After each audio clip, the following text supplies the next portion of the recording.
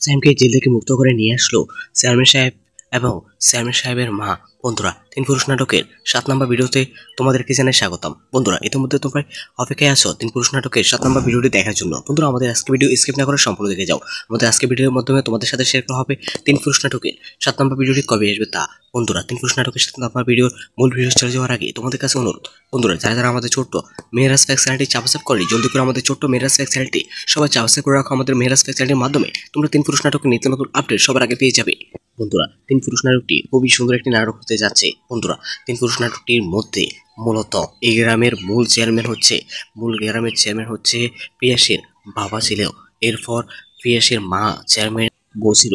এই গ্রামের সবচেয়ে পরিবর্তী ছিল পিয়াসের মা এবং পিয়াসের বাবা। পিয়াসেরা অনেক ধনী ছিল, কিন্তু পিয়াসেরা এখন একেবারে একেবারে গরিব হয়ে গিয়েছে। তাদের কিছুই নেই এখন, কারণ চেয়ারম্যান সাহেব এবং চেয়ারম্যান সাহেবের মা সবাই সবকিছু দখল করে নিয়েছে এবং জোরপূর্বক করে সবকিছু কেড়ে নিয়েছে। বন্ধুরা, খুব শীঘ্রই অহংকারে পতন হবে।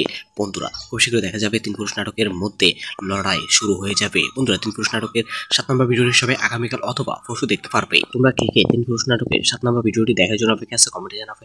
তোমাদের মূল্যবান কমেন্টে আশা থাকলাম। আর বন্ধুরা, খুব শীঘ্রই দেখা যাবে তিন পুরুষ নাটকটি আর কখনো আসবে না। বন্ধু, তিন পুরুষ নাটকটি যদি আর কখনো না আসে তাহলে কে কে মিস করবে কমেন্টে জানাও। তোমাদের কমেন্টের অপেক্ষায় থাকলাম। ধন্যবাদ।